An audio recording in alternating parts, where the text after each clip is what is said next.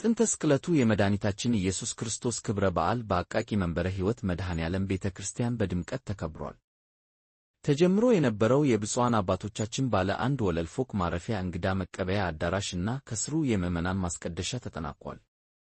የሙዚየሙ ግንባታ በመፋጠን ላይ ነው።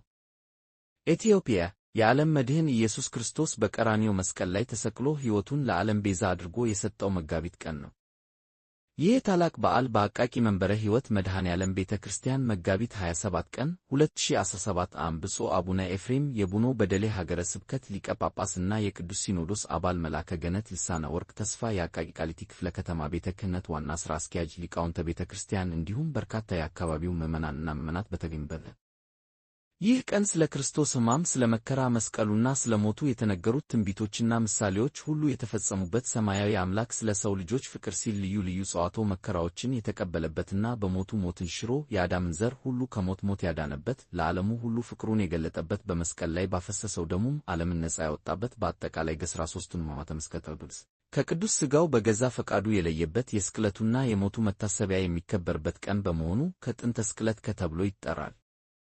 በዓሉም በዓለ መድኃኔዓለም እየተባለ በየዓመቱ በመድኃኔዓለም ስም በታነጹ አብያተ ክርስቲያናት ሁሉ በታላቅ ድምቀት ይከበራል። በደብራችንም በአቃቂ መንበረ ሕይወት መድኃኔዓለም ቤተ ክርስቲያን ሲከበር በደብሩ የተሰሩ እና እየተሰሩ ያሉ የልማት ሥራዎች በደብሩ ምክትል ሰበካ ጉባኤ ሊቀመንበር በመምህር ለማ ገረሱ በዝርዝር ቀርቧል። ምክትል ሰበካ ጉባኤ ሊቀመንበሩ እንደተናገሩት ከቤተ ክርስቲያናችን እድሳት ጀምሮ የቤተ ክርስቲያኒቱን ሁሉ ሥራ በብቃት በመምራት በማስተባበር የመሩት የደብራችን ዋና አስተዳዳሪ እና የሰበካ ጉባኤው ሰብሳቢ ሊቀ ጉባኤ ቆሞስ አባ ህሩይ ደስታ የሥራ መመሪያ ሰጭነት በደቡብ በር ተጀምሮ የነበረው ከስሩ የምዕመናን ማስቀደሻ ያለው የብፁዓን አባቶቻችን ማረፊያና እንግዳ መቀበያ ፎቅ ጥራቱን በጠበቀ ሁኔታ የግንባታ ሥራው በጥሩ ሁኔታ ተጠናቋል ብለዋል። የሥራው ሙሉ ወጪ ከመሠረት እስከ ጣራ፣ የሕንፃው ሙሉ የኮርኒስ ሥራ እንዲሁም ሙሉ የወለል የሴራሚክ ሥራ እና የቀለም ሥራው የተሠራው በሰበካ ጉባኤ ወጪ ተደርጎ እንደሆነ ሊቀመንበሩ አመልክተዋል።